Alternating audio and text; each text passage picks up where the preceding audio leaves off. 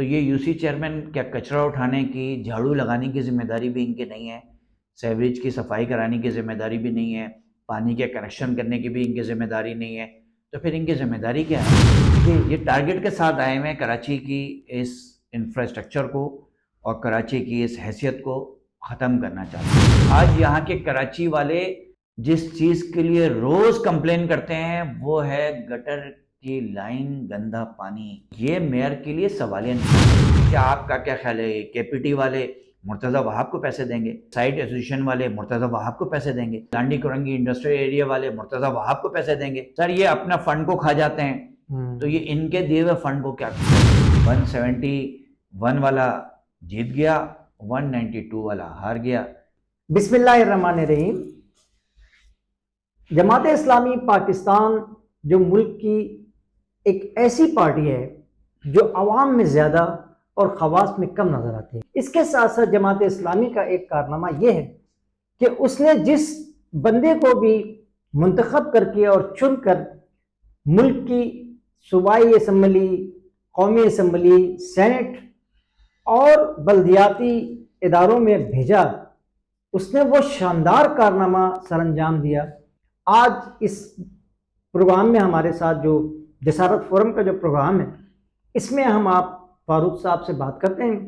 اچھا، سب سے پہلی بات تو یہ ہے کہ آپ کو شاید یہی معلوم ہوگا کہ بلکہ ارکان اسمبلی دوسری سیاسی پارٹیوں کے کہتے بھی رہتے ہیں کہ بھئی ہم نے جتنا دیا اتنا تو کمائیں گے نا پہلے، تو اس حوالے سے شروع کرتے ہیں۔ جی فاروق صاحب، محمد فاروق صاحب، آپ اس سلسلے میں ذرا پہلے اپنا تھوڑا سا تعارف بھی رکھ دیں اور آگے آپ بتائیں کہ جی جو صورتحال اس وقت ہمارے یہاں ملک میں ہے، کراچی میں ہے، اور خاص طور پہ یہ شہر کراچی جس علاقے سے آپ آئے ہیں اس بارے میں تھوڑا سا ہمیں۔ بسم اللہ الرحمن الرحیم۔ بہت شکریہ، میں جسارت فورم کا بھی مشکور ہوں، انہوں نے جو ہے مجھے دعوت دی اور یہاں اسٹوڈیو میں خوشی ہوئی مجھے جسارت آ کے اور ان کے اسٹوڈیو دیکھ کے۔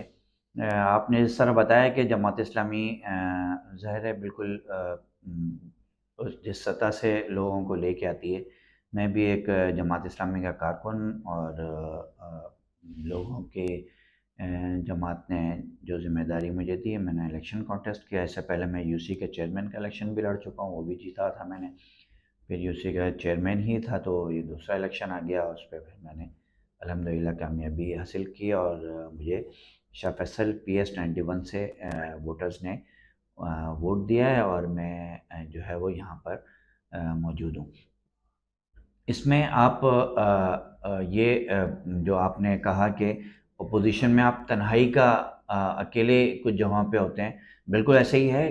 کچھ جگہوں پہ ایسا ہوتا ہے کہ میں واحد امید بندہ ہوتا ہوں وہاں ممبرس جو ممبر کی حیثیت سے جو اپوز کر رہا ہوتا ہوں کچھ چیزوں، جیسے 26ویں آئینی ترمیم ہے، اس میں 26ویں آئینی ترمیم کو میں نے تنہا وہاں پہ اپوز کیا اور میں نے اس کے خلاف ووٹ بھی دیا اور میں نے اس کے خلاف وہاں پہ تقریر بھی کی اور میں نے اس کو کہا کہ اس کے جو ہے وہ آگے آنے والے وقتوں میں اس کے نتائج بہت خراب آئیں گے اور آپ عدلیہ کو جو ہے وہ اپنی گھر کی لونڈی بنانے کی کوشش کر رہے ہیں، اور آج وہ ہوا ہے۔ ہم نے دیکھا ہے کہ جس طرح کے فیصلے عدلیہ سے آتے ہیں اور یہ فارم 47 کی بنیاد پر جو لوگ الیکٹ ہوئے ہوئے ہیں، انہوں نے 26ویں آئینی ترمیم کا کیے اور اس کے بعد اپنی اس سیٹوں کو انڈورس کروایا ان کے ذریعے سے۔ میں نے وہ تنہا چیز کی تھی۔ اس کے علاوہ ایک ابھی گزشتہ 2 مہینہ پہلے ہی تنخواہیں جو ہے وہ ایم پی ایس کی بڑی ہیں۔ اس سلسلے میں جو آپ نے بتایا کہ منتخب ہونے کے سلسلے میں، تو ہم یہ سنا کرتے ہیں اور آپ سے بھی پوچھنا چاہتے ہیں کہ آپ نے کوئی مال وغیرہ یا کوئی بڑی رقم جماعت اسلامی کو دی، یا آپ نے اپنی شیورٹی کے لیے بھی یا جماعت اسلامی سے پیسے لیے؟ اس طرح کی بہت ساری باتیں لوگ ارکان اسمبلی میں نے اپنے ابتدائی میں کہا بھی، تو آپ اس سلسلے میں بتائیں کہ وہ کیا ایسا ہوتا ہے؟ نہیں، ہمارے یہاں پولیٹیکل کلچر تو یہی ہے، سیاسی پارٹیوں میں بہت سارے لوگ اور پیسے والے لوگ ہی ایم پی ایز اور ایم این ایز اور سینیٹر بنتے ہیں، لیکن جماعت اسلامی کے اندر ایسا کوئی کلچر نہیں ہے۔ جماعت اسلامی میں ایک عام کارکن صلاحیت کی بنیاد پر، میرٹ کی بنیاد پر، اور جماعت اسلامی کی جو نظم ہے وہ جو فیصلہ کرتی ہے کارکنان کے رائے کے بعد وہ الیکشن لڑتا ہے، اور میں بالکل برملا کہہ سکتا ہوں کہ انتخابی جو پوری کمپین چلی وہ کمپین بھی جماعت اسلامی کی فنڈنگ چلی ہے۔ ایسا نہیں ہے کہ میں نے اچھا مطلب آپ نے جیب سے کچھ بھی نہیں خرچ کیا؟ نہیں، میری جیب سے کوئی خرچ نہیں ہوا، سوائے اس کے کہ جو فنڈ میں جماعت اسلامی کے بیت المال میں جمع کراتا ہوں بس وہی ہے. اس کے علاوہ اس کا حساب کتاب بھی جماعت اسلامی کا بیت المال ہی رکھتا ہے اور وہ سب آڈٹ ہوتا ہے. اس کے حسابات ہم باقاعدہ الیکشن کمیشن میں جمع کراتے ہیں. تو ہمارے یہاں مال، ہمارے یہاں کوئی خاندانی وجاہت، ہمارے یہاں کوئی کسی کی رشتہ داری یہ سب نہیں ہوتی، بلکہ ایک عام کارکن بھی ہمارے یہاں اٹھتا ہے. ایک وہ ہمارے امیر جماعت بھی بن جاتا ہے، ہمارے یہاں سینیٹر بھی بن جاتا ہے. نہ ہمارے یہاں نسلی کوئی ہے، زبان کی بنیاد پہ، علاقائی بنیاد پہ، پیسے کی بنیاد پہ. تو ہمارے یہاں پارٹی کے اندر بھی جمہوریت ہے اور ہم اسی لیے جمہوریت کو کہتے ہیں کہ اس کے بنیاد پہ کام کریں. اور میں آپ نے یہ سوال کیا تو بالکل صحیح کیا. ہمارے یہاں ہوتا یہی ہے، پیسے کی بنیاد پہ ٹکٹ بٹتے ہیں. یعنی اربوں روپے کے اب ریٹ ہو گئے ہیں سینیٹرز کے. لیکن ہمارے سینیٹر سے آپ پوچھ لیں، ہمارے سینیٹر کو تو 1 روپے کی بھی جو ہے وہ پیسے دینے نہیں پڑتے. نہ ہم خریدتے ہیں اور نہ ہی ہم بکتے ہیں. ہمارے نہ تو ہم سے تو اب کوئی سودا بھی نہیں کرتا. ہمارے تو اس منڈی کے اندر ریٹ بھی نہیں لگتے کہ اب ہم سے تو کوئی پوچھتا بھی نہیں ہے کہ ان کا ایم پی اے کوئی پیسوں کی بنیاد پہ کہیں ووٹ دے گا. تو اس لیے سینٹ کے لیے بھی اور دیگر ووٹس کے لیے بھی الحمدللہ جماعت اسلامی جو فیصلہ کرتی ہے اس کی پالیسی کے مطابق میں چلتا ہوں. جی آپ بتا رہے تھے کچھ اس سلسلے میں تنخواہیں بڑھائی تھی آپ؟ تنخواہیں ابھی گزشتہ جو ہے وہ 2 ماہ پہلے ہی ایک اسمبلی نے جو ہے وہ ایک قانون سازی کی. اس کے نتیجے کے اندر پارلیمانی کمیٹی بنی. میں اس پارلیمانی کمیٹی کا ممبر بھی ہوں اور ایز اے سیاسی پارٹی میں نے کئی دفعہ وہاں پہ یہ بات کی ہے اور ہمارے امیر صاحب بھی، حافظ نعیم الرحمان صاحب بھی بات کرتے ہیں. لیکن میں نے اس کمیٹی کے اندر اپنا موقف پیش کیا اور میں نے کہا کہ جو ہے وہ مہنگائی ہمارے لیے نہیں ہے. ہماری تنخواہ تو پہلے 1,45,000 روپے ہے. تو مہنگائی تو اس کے لیے ہے جس کی تنخواہ 35,000، 40,000، 50,000، 60,000، 70,000 روپے. لیکن ہمارے وہاں پہ ایم پی ایس جو ہے وہ یہ کہنے لگے کہ نہیں مہنگائی تو بہت زیادہ ہے، ہمارے لیے بہت مشکل ہے، گزارا ہوتا نہیں ہے. جبکہ وہ کوئی غریب لوگ نہیں ہیں. اور لیکن مزے کی بات ہے کہ اس پارلیمانی کمیٹی کے اندر Peoples Party, M Q M اور پی ٹی آئی اور جماعت اسلامی 4 سیاسی پارٹی کے نمائندے موجود تھے. سوائے جماعت اسلامی کے نمائندے کی حیثیت سے میں نے مخالفت کی اس کی. باقی تینوں سیاسی پارٹی نے اس کو انڈورس کیا اور تنخواہیں جو ہیں اپنی 200 گنا 300 گنا بڑھا لی ہیں. اب اس میں وہ پی ٹی آئی والے انقلاب لانے والے لوگ بھی شامل تھے اور متحدہ قومی موومنٹ کے بھی ارکان یہ بھی شامل ہیں. جی متحدہ قومی موومنٹ کو تو خیر میں اس طرح کنسیڈر نہیں کرتا کیونکہ انہوں نے ووٹ نہیں لیے ہیں. وہ فارم 47 کے ایم پی ایس تو میں نہیں کہتا. ان کے تو کونسلر بھی پورے کراچی سے جنہوں نے ایک پولنگ بوتھ بھی نہ جیتا ہو. جی ان کے 37 لوگ وہاں سندھ اسمبلی کے اندر موجود ہیں اور وہ حکومت میں بھی ہیں اور اپوزیشن میں بھی ہیں اور وہ سارے مزے بھی لے رہے ہیں. مطلب پورا ہنی مون سے جاری ہے. جی پتہ نہیں کتنے دن چلے گا ہنی مون. 40 سال تو ہو گئے. 40 سال کون سا ہنی مون چلتا ہے. اچھا اب آپ بتا رہے تھے کہ ایک بات جو آپ سے یہ پوچھنی تھی کہ یہ جماعت اسلامی سمیت تمام ہی سیاسی پارٹیوں کا یہ منشور میں شامل ہے یہ بات کہ ہم اپنی جو پوری قیادت ہے اور یا جو ہماری جو اوپر سے آنے والے اور نیچے سے آنے والوں کو ان کو یکجا کریں گے اور سارے کے سارے نچلی سطح تک جو ہے وہ اختیارات کو ٹرانسفر کریں گے. 18ویں آئینی ترمیم میں بھی اس کو بڑی ڈیٹیل کے ساتھ بتایا گیا. جی 18ویں آئینی ترمیم ظاہر ہے پیپلز پارٹی اور مسلم لیگ یہ دونوں ہی اس میں متفق تھے اور انہوں نے 18ویں آئینی ترمیم کو جو ہے وہ لاگو کیا اور وہ پاس بھی ہو گئی. اس کے بعد جو فائدہ صوبائی حکومت کو ملنا تھا فائنینشلی طور پہ این ایف سی ایوارڈ کے طور پہ وہ بھرپور فائدہ لیا انہوں نے این ایف سی ایوارڈ سے. اب بہت سارے ادارے صوبے کو منتقل ہو گئے اور اس کی فائنینشیل ٹرانسفر بھی صوبوں کو منتقل ہو گیا. لیکن یہ 18ویں آئینی ترمیم انکمپلیٹ ہے. کمپلیٹ 18ویں آئینی ترمیم یہ ہے کہ اس کی پوری پاور نیچے تک ڈیوالو کرنی تھی. ہماری دستور کی 140A کے مطابق فائنینشیل اور ہماری جو اس کی آپ کہہ لیں مالی اور ایڈمنسٹریٹو یہ دونوں پاور جو ہے وہ نیچے تک ڈیوالو کرنی تھی. نیچے تک کہاں تک؟ بلدیاتی ادارے اور بلدیاتی اداروں میں یو سیز تک ڈیوالو کرنی تھی. انہوں نے این ایف سی تو لے لیا لیکن انہوں نے 15 سال سے پی ایف سی نہیں کیا اور پی ایف سی کیا نہیں کرتے، انہوں نے اس فائنانس کمیشن کا کمیشن بھی نہیں بنایا، اس کا اعلان بھی نہیں کیا کہ یہ لوگ بندے، یعنی وہ کمیٹی بھی نہیں بنائی۔ اچھا، نثار کھوڑو کی سربراہی میں جو کمیٹی بنی ہوئی ہے فائنینس، وہ اس میں شامل نہیں ہے؟ نہیں، وہ فائنانس کمیٹی نہیں ہے، پبلک اکاؤنٹس کمیٹی ہے، پبلک اکاؤنٹ پی اے سی ہے وہ۔ تو اس میں یہ چیز شامل نہیں، اس میں نہیں ہوتی، یہ دیکھیں اس کے باقاعدہ کمیشن بنتا ہے اور وہ کمیشن طے کرتا ہے۔ این ایف سی کے تحت صوبے کو جو فیڈرل نے ٹرانسفر کرنا تھا وہ تو کر لیا، لیکن اس کے بعد نیچے لوکل باڈیز کو، سٹی گورنمنٹس کو اور ٹاؤن تک اور یو سی تک جو پیسے ٹرانسفر ہونے تھے وہ کیونکہ پی ایف سی نہیں کیا اس لیے وہ پیسے ٹرانسفر نہیں ہوئے۔ اس وقت اس صوبے کے اندر جس طرح سے بھی کراچی میں تو قبضہ میں رہے، اسی طرح سے حیدرآباد کے اندر بھی، سکھر میں لے لیں، جو چاہے شہر ڈالیں، ہر جگہ پیپلز پارٹی کے میئر اور انہی کے ناظم موجود ہیں، لیکن اس کے باوجود یہ فائنینشیل اور ایڈمنسٹریٹو پاور نیچے ڈیوالو نہیں کر رہے، منتقل نہیں کر رہے، ٹرانسفر نہیں کر رہے، جس کی وجہ سے آج یہ حال ہے۔ اور کراچی شہر کی تباہی کا اصل مسئلہ بھی یہی ہے کہ یہاں کے لوکل لوگوں کو اور لوکل باڈیز کے نمائندوں کو جو ووٹ کے ذریعے سے آئے ہیں ان تک یہ پاورز ڈیوالو نہیں ہوئی ہیں۔ اچھا، ایک طرف تو جمہوریت کی بات کی جاتی ہے، لیکن اگر تھوڑا سا زلزلہ آ جائے یا بارش آ جائے، جیسے ابھی معمولی سی بارش یا سیلاب آئے تو اس میں ہم کو فوج کو بلانا پڑ جاتا ہے، تو اس کی کیا وجہ ہے؟ آپ کہاں دیکھتے ہیں کہ ایڈمنسٹریشن کی جو گرپ ہے وہ کیوں ایک دم کمزور پڑ جاتی ہے جب بھی کوئی ہنگامی صورتحال ہوتی ہے؟ صحیح، انہوں نے این ڈی ایم اے پی ڈی ایم اے تو بنایا ہوا ہے ڈیزاسٹرس، لیکن اس کے لیے صرف فنڈ جاری ہوتا ہے اور وہ فنڈ کہاں جاتا ہے اس کا پتہ نہیں۔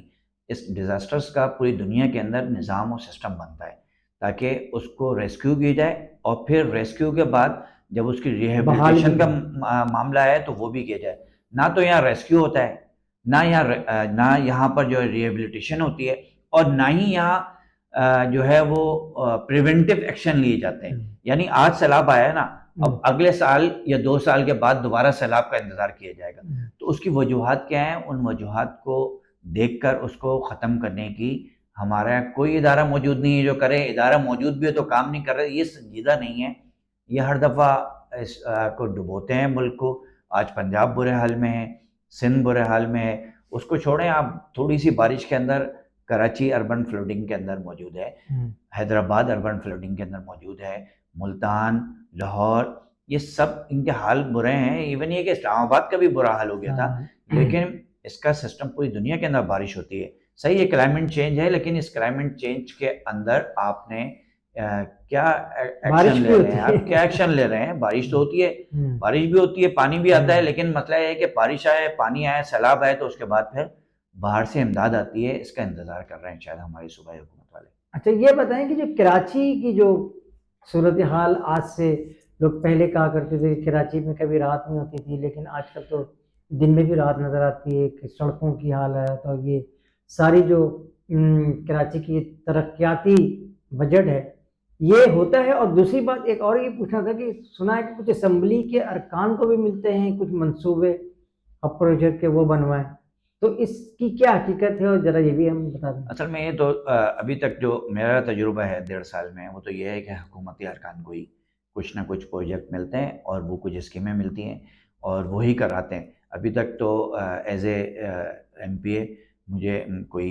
ترقیاتی نہ فنڈ دیا گیا ہے، نہ ترقیاتی کوئی اسکیم میری اپروو کی گئی ہے، اور نہ ہی اس پہ کوئی مستقبل قریب میں کوئی امید نظر آتی ہے۔ آپ نے کتنی دی ہیں؟ کتنی؟ جی، میں نے اس دفعہ، پچھلی دفعہ بھی جمع کرائی تھی اور اس دفعہ بھی اپنے اے ڈی پی میں جمع کرائی ہے، اور باقاعدہ اس کو جمع بھی کرا دیا ہے۔ فارم ایک ایشو کرتے ہیں وہ بھی جمع کرایا ہے، اس کی جو ہے وہ انہوں نے پوری وہ کر لی ہے، لیکن اس کے باوجود ابھی تک کوئی امید نہیں ہے کہ ابھی کسی ادارے نے مجھے این او سی نہیں دیا ہے کہ یہ کام آپ کام لے کے آئے ہیں اور یہ کام ہو جائے گا۔ اس وقت جو کراچی کی صورتحال ہے یہ اس وجہ سے نہیں ہے کہ ایم پی ایس کو فنڈ نہیں دیے جا رہے، اس وجہ سے بھی نہیں ہے کہ ایم پی ایس کو ترقیاتی پروجیکٹ نہیں دیے جاتے، بلکہ یہ اس وجہ سے ہے کہ لوکل باڈیز کو آپ نے جو ہے وہ اس طرح سے اتھورائز نہیں کیا ہوا۔ دیکھیں، نعمت اللہ خان صاحب کا دور بھی تھا اس شہر کے اندر، لوگ دیکھتے تھے۔ ابھی بھی کراچی کے اندر جو میگا پروجیکٹ جتنے بھی موجود ہیں جس پہ کراچی ٹریفک ابھی بھی بحال ہوتا ہے، وہ ہے نعمت اللہ خان صاحب کے دور کا ہوا، اور 2004 میں ان کے ٹرن اوور پورا ہو چکا تھا۔ 2004 سے لے کے 2025 21 سال ہو چکے ہیں۔ 21 سال کے اندر کوئی ایک میئر بھی ایسا نہیں آیا, کوئی ایک ایسی بلدیات بھی نہیں آئی جو کراچی کے اندر کوئی ڈیولپمنٹ کر دے. کراچی اس وقت ٹوٹ پھوٹ کا شکار اس وجہ سے ہے کہ 18ویں ترمیم کے بعد انہوں نے ادارے ڈیولپ نہیں کیے. یعنی اس وقت سب سے بڑا مسئلہ اگر اس شہر کا ہے, میں سمجھتا ہوں وہ Karachi water and sewage corporation کا ہے. ہر گلی کے اندر سیویج جو ہے وہ ابل رہا ہے, سیویج کی لائنیں بسٹ ہو گئی ہیں, سیویج کی لائنیں چوک ہو چکی ہیں, پانی گھروں پہ آتا نہیں ہے. زیادہ مسئلہ گندے پانی کا ہے جو جا نہیں رہا. یعنی مسجدوں کے باہر, آبادی کے باہر جب گندا پانی نکلے گا تو انفراسٹرکچر تو تباہ ہوگا. اور Karachi water and sewage corporation صرف ایک شخص کے انڈر میں ہے اور اس شخص کا نام ہے مرتضیٰ وہاب, جو اس کراچی کا قبضہ میئر ہے. یہ پاور اس کی کیوں نہیں ڈیوالو کرتے؟ یہ کنڈی مین, یہ ایکسین, یہ سب سپرنٹینڈنٹ انجینئر, یہ ایگزیکٹو انجینئر, یہ سارے ٹاؤن کے ماتحت کریں.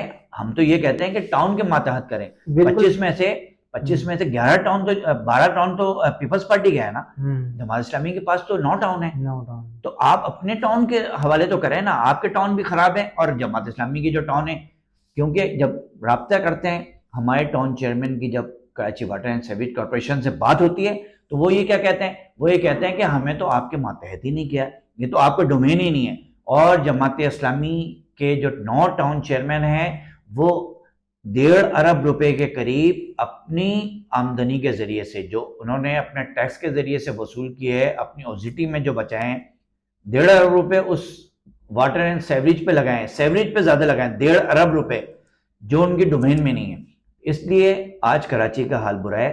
آپ روڈ بہت شیشے کی بنا دیں, لیکن اس پہ اگر سیوریج کا پانی ہوگا تو اس شیشے کے روڈ کا کیا کریں گے؟ اس لیے Karachi water and sewerage corporation town کے اور یوسیز کے ماتحت کیا جائے. یہ جو آپ نے کونسلر کی پوری فوج تیار کی ہوئی ہے, ہر یوسی کے اندر 8 7 8 9 کونسلر ہیں, ان کا کام ہے نا کہ سیوریج کے لائنوں کی صفائی کرائیں. لیکن کیسے کرائیں جب کنڈی مین ان کے پاس نہیں ہے, مشینری ان کے حوالے نہیں ہے, بجٹ ان کے حوالے نہیں ہے. کس کے پاس ہے؟ یہ سب ان کے ایکسچینج کے پاس ہوتا ہے, اور میئر جو ہے اس کا ذمہ دار ہے, میئر اور ڈپٹی میئر. یہ اس پاور کو ڈیولپ نہیں کر رہے, یہ آئین کی, دستور کی دھجیاں اڑا رہے ہیں, 140A کی خلاف ورزی کر رہے ہیں, اور اس 18ویں ترمیم کے مطابق فائنینشیل MUCT جمع کرتے ہیں. سب جو ہے وہ کس کے جاتا ہے؟ یہ سب جاتا ہے KMC کے اکاؤنٹ میں. اور انہوں نے ابھی تک یوسیز کو 1 روپے کا ترقیاتی بجٹ جاری نہیں کیا. ٹاؤن کو 1 روپے کا جھوٹ بولتے ہیں. اوزیٹی جو تنخواہوں کی مد میں دی جاتی ہے ٹاؤن کو, اس کو کہتے ہیں کہ ہم نے ان کو فنڈ دیا ہے. یہ تو وہ اوزیٹی ہے جس کی تنخواہیں آپ کے جعلی بھرتی کیے ہوئے گورنمنٹ امپلائیز کو ان کی تنخواہوں میں دیے جاتے ہیں. اور باقی آپ بھی یوسیز کو جو دے رہے ہیں اوزیٹی, وہ بھی یوسیز کے جو امپلائی 9 لوگ آتے ہیں یوسی کے اندر. کیا کرنا آتے ہیں 9 لوگ؟ ایک تو اوور اسٹافنگ کی ہوئی ہے انہوں نے, 9 لوگ اس یوسی کے اندر آتے ہیں, ایک یوسی میں ایک سیکریٹری سمیت 9 کا اسٹاف ہے, 9 کا اسٹاف ہے, اور اس کی تنخواہیں اوزیٹی سے جاتی ہیں جو وہاں سے ٹرانسفر ہوتا ہے اکاؤنٹ میں یوسی کے. تو ان کے پاس تو ڈھکن لگانے کے لیے بھی پیسے نہیں ہیں, اور سیوریج کے ڈھکن لگانے کی ڈومین بھی ان کو نہیں دی آپ نے. لیکن چونکہ ان گلیوں کے وہ چیئرمین اور کونسلر ہیں, ان کو سیوریج کی صفائی بھی کروانی پڑتی ہے, گٹر کے ڈھکن بھی لگانے پڑتے ہیں خرید کے. لیکن یہ ان کو یہ پاور ابھی تک ڈیولپ نہیں کی گئی. یہ ہے اس کراچی کا ایشو. یہی نہیں ہے مسئلہ کراچی کی جو اب گلیوں سے صفائی کچرا اٹھنا ہے, Sindh solid waste management board SSWB یہ بنی ہوئی ہے. اس کی ذمہ داری یہ ہے کہ گھر سے کچرا اٹھائے گی ڈور اسٹیپ سے, اور لینڈ فیلڈ سائٹ پر جہاں ڈسپوز آف کرنا ہے وہاں تک لے کے جانا ہے اس کو. اور اس کی ذمہ داری کس کی ہے؟ ڈائریکٹ ذمہ دار صوبائی حکومت ہے, اور صوبائی حکومت کو جواب دیں. تو یہ یوسی چیئرمین کیا کچرا اٹھانے کی, جھاڑو لگانے کی ذمہ داری بھی ان کی نہیں ہے, سیوریج کی صفائی کرانے کی ذمہ داری بھی نہیں ہے, پانی کے کنیکشن کرنے کی بھی ان کی ذمہ داری نہیں ہے. تو پھر ان کی ذمہ داری کیا ہے؟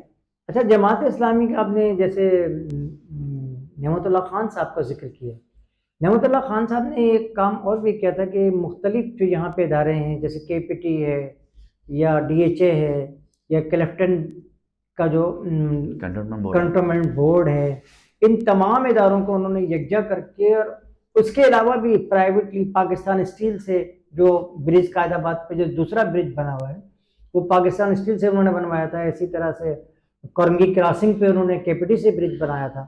تو اس حوالے سے اب یہ گورنمنٹ کو اس طرح کی بات نہیں سوچ رہی ہے, یہ میئر صاحب نہیں سوچ رہے ہیں؟ دیکھیں, کام کرنے کے لیے سنجیدگی بہت ضروری ہے اور نیت بھی بہت ضروری ہے.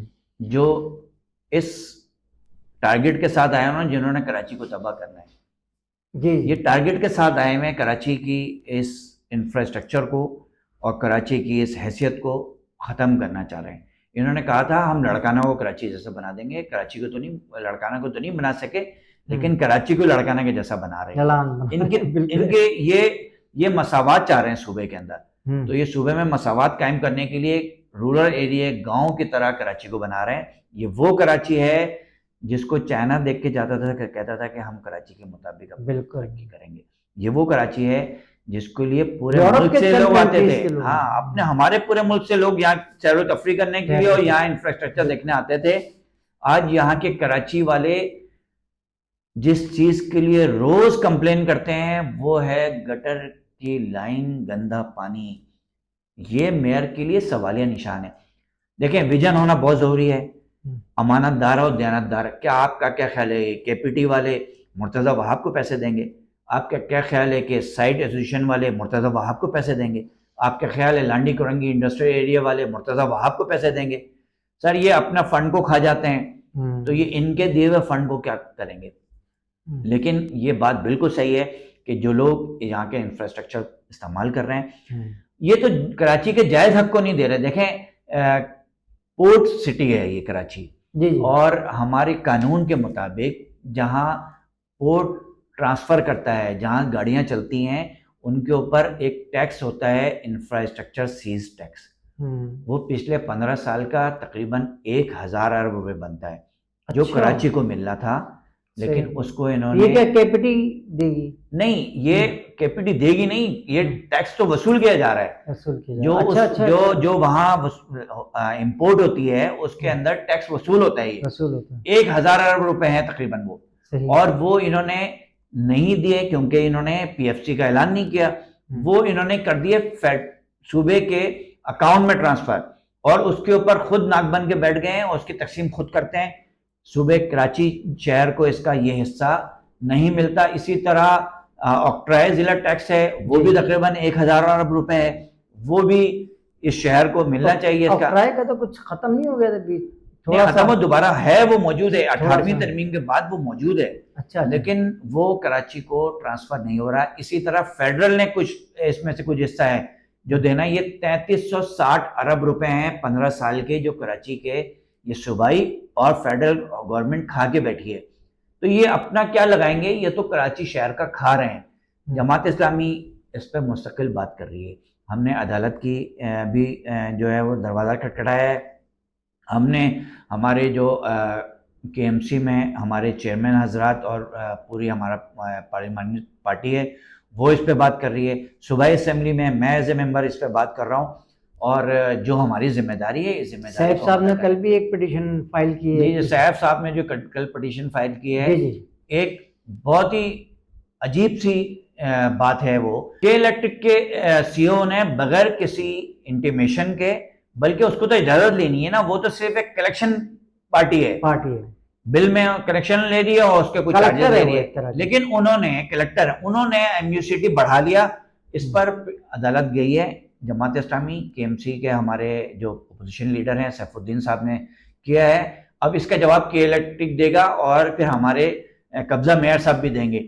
اگر انہوں نے بڑھایا ہے تو KMC سے اپروول لینا تھا ہاؤس سے, اور اگر ہاؤس سے اپروول نہیں ہوئے تو یہ CEO یا کے الیکٹرک کے حکام جو خود ایک کیس میں پھنسے ہوئے ہیں, اور کیس بھی ایسا ہے جس کو بیان کرنا بھی یہاں پہ جو ہے وہ عجیب سا لگ رہا ہے, اس CEO صاحب نے کیسے بڑھا لیا ہے. جماعت اسلامی اس کے خلاف گئی ہے.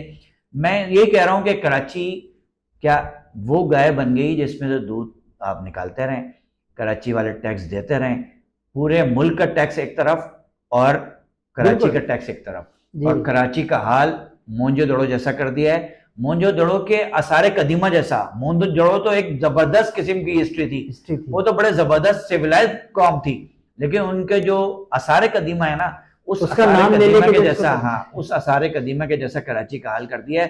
اور اس کی ذمہ دار میں 100% پیپلز پارٹی اور این ڈی ایم کو سمجھتا ہوں، جو پچھلے 40 سال سے اس شہر کے اندر اتحادی ہیں اور اس کے کر رہے ہیں. اچھا آپ نے یہ بتایا کہ فارم 47 والے جو ہیں وہ برسر اقتدار ہیں، قابض ہیں، بلکہ یوں کہنا چاہیے. تو یہ صورتحال کیسے تبدیل کریں گے آپ کے پاس، یا جماعت اسلامی اس سلسلے میں کیا پلان رکھتی ہے؟ یہ تو اس طرح کرتے رہیں گے، پہلے بھی کرتے رہے. دیکھیں ظاہر ہے نا امیدوں تو نہیں ہونی چاہیے. پرابلم تو یہ ہے کہ سوالیہ نشان تو ان لوگوں پہ بھی بنتا ہے جنہوں نے ان کو کراچی کے اوپر مسلط کر دیا ہے. ظاہر ہے کراچی کے اوپر مسلط میں اس لیے کہہ رہا ہوں کہ ان کو ووٹ تو نہیں ایسے ہی ہے. اور انہوں نے پہلے حلقہ بندیوں کے ذریعے سے، صحیح، پھر اس کے بعد پھر الیکشن نہیں کرا کے بار بار جماعت اسلامی اس کے پیچھے پڑی رہی. 3 دفعہ انہوں نے الیکشن کو کینسل کیا، پوسٹ پون کیا، آگے کیا. پھر اس کے بعد جب یہ جماعت اسلامی جیت گئی تو ان کی سیٹیں چھینی گئی. یعنی 3 ٹاؤن تو ہم سے چھین لی گئے نا. بہت ساری یو سیز ہم سے جیتنے کے بعد بھی چھین لی گئی.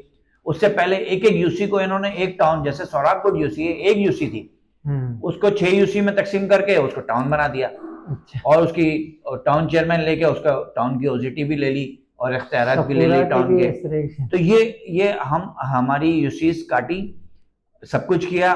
اس پر بھی نہیں بن سکا تو پھر اس میئر کے الیکشن والے دن 32 چیئرمینز کو جو جن کا تعلق پی ٹی آئی سے تھا ان کو بائی فورس روک لیا گیا اور 171 والا جیت گیا، 192 والا ہار گیا. یہ ایک عام سی فینومنا ہے، یہاں نظر آتا ہے. لیکن آئندہ آنے والے الیکشن کے اندر میں تو یہ سمجھتا ہوں کہ اگر انہوں نے اس طرح کی کرنے کی دوبارہ کوئی کوشش کی تو یہ ووٹرز کی ذمہ داری ہے. ووٹر نکلیں گے اور اپنے اس بنیادی حق کو، ظاہر ہے یہ کب تک آپ جبر کا سسٹم رہے گا، کب تک یہ اس طرح جبر کا نظام چلیں گے؟ اس طرح کا نظام نہیں چلے گا. انشاءاللہ تعالی لوگ اس کو بدلیں گے. اور اگر یہ پرابلم کر دی گئی تو سری لنکا دور نہیں، نیپال ہم سے دور نہیں. بالکل قریب ہے. دیکھا وہاں کے کیا حال ہے، کیا حال ہوا. ان کو اپنی جانیں نہیں بچائیں. بنگلہ دیش ہمارے قریب ہے، ہم نے انہوں نے بھی یہی جبر کیا ہوا تھا. فارم 47 کے نتیجے میں آ جاتے تھے، ووٹ ان کو پڑھتے نہیں تھے، عدلیہ پہ ان کا کنٹرول تھا، الیکشن کمیشن پہ ان کا کنٹرول تھا. یہی کام اگر کریں گے تو عوام نکلے گی. پھر ان کو لڑکانہ سے اور ان کو لاہور سے ان کو بھاگنے کی جگہ نہیں ملے گی انشاءاللہ تعالی. اگر اور بھی کچھ آپ اس حوالے سے گفتگو رکھنا چاہیں تو بالکل رکھیں. دیکھیں میں ایک تو یہ کہ ایز اے ایم پی اے جو ذمہ داری ہوتی ہے وہ قانون سازی کی ہوتی ہے. اور اسمبلی کے اندر میں 1.5 سال میری مکمل ہو چکے ہیں. اس 1.5 سال کے اندر میں نے درجنوں قراردادیں وہاں جمع کرائی ہیں، کال اٹینشن جمع کی ہے، میں نے وہاں بات بھی کی ہے اپنے حلقے کے لیے بھی، شہر کے لیے بھی، اور یہ سلگتے ایشوز پہ بھی میں نے بات کی ہے. 2 قراردادیں میری وہاں پہ منظور ہوئی ہیں. باقی کچھ قراردادیں ہیں جس میں سر فہرست قرارداد جو ہے وہ طلبہ یونین کے الیکشن ہے وہ میں نے کی تھی. اس کو جو پیپلز پارٹی کا اپنا بھی لیکن پیپلز پارٹی نے ہی اس کو اپوز کیا اور اس کو جو ہے وہ پیش نہیں کرنے دیا اور اس کو مسترد کر دیا اکثریت کی بنیاد پر. کراچی کے مسائل پہ، اپنے حلقے کے مسائل پہ میں نے بہت ساری کال اٹینشن جمع کرائی اور توجہ دلاؤ نوٹس جمع کرایا، کوشچن آنسر میں نے جمع کرائے. 2 چیزیں میں نے اس میں جمع کرائی جو قانون سازی کے حوالے سے بل کے طور پہ. 2 امینڈمنٹ میں نے جمع کرائی تھی اور یہ بھی بڑے مشہور امینڈمنٹ تھی، اور لیکن چونکہ ان کی اکثریت ہے اس کو بلڈوز کر دیا. اس میں سے ایک جو ہے امینڈمنٹ میری تھی جو انہوں نے یونیورسٹیز کے وائس چانسلر جو ہے اب انہوں نے کہا ہے کہ ضروری نہیں ہے کہ ایجوکیشنلسٹ ہو، کوئی بھی کیڈر اور بیوروکریٹ جو ہے وہ اپنی اس سیٹ پر آ کے بیٹھ سکتا ہے. اس کا ایکسپیرینس ہونا، پی ایچ ڈی کی شرط ختم کر دی انہوں نے. میں نے جو اس پہ امینڈمنٹ کی تھی وہ یہی کی تھی کہ پی ایچ ڈی کی شرط کو آپ رکھیں اور اس کا 15 سال کا تجربہ ہونا چاہیے تعلیم کے اوپر، وہ کہیں کا پروفیسر رہ چکا ہو، اس کا گریڈ ہو، اس کو وہ جو ہے وائس چانسلر بنے گا.